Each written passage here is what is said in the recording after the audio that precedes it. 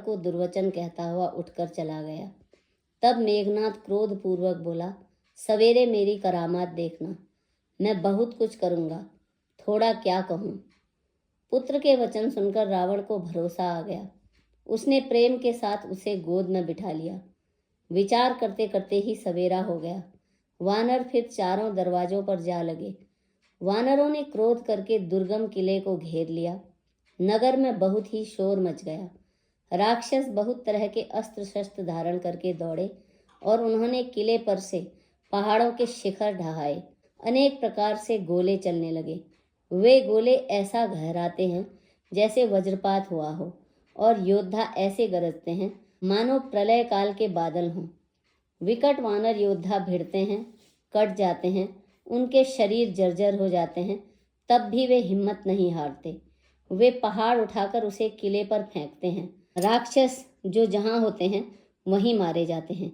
मेघनाद ने कानों से ऐसा सुना कि वानरों ने आकर फिर किले को घेर लिया है। तब वह वीर किले से उतरा और डंका बजाकर उनके सामने चला।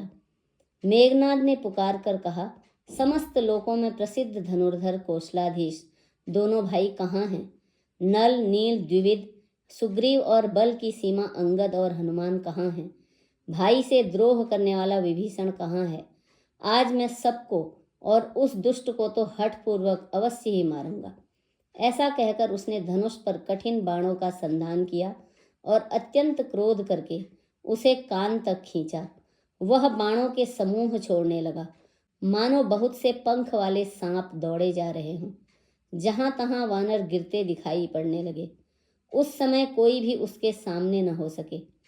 रीछ वानर जहां तहां भाग चले। सबको युद्ध की इच्छा भूल गई। रणभूमि में ऐसा एक भी वानर या भालू नहीं दिखाई पड़ा जिसको उसने प्राण मात्र अवशेष न कर दिया हो। फिर उसने सबको 10-10 बाण मारे। वानर वीर पृथ्वी पर गिर पड़े। बलवान और धीर मेघनाद सिंह के समान नाद करके गरजने लगा। सारी सेना को व्याकुल देखकर पवनसुत हनुमान क्रोध करके ऐसे दौड़े मानो स्वयं काल दौड़ा आता हो। उन्होंने तुरंत एक बड़ा भारी पहाड़ उखाड़ लिया और बड़े ही क्रोध के साथ उसे मेघनाद पर छोड़ा।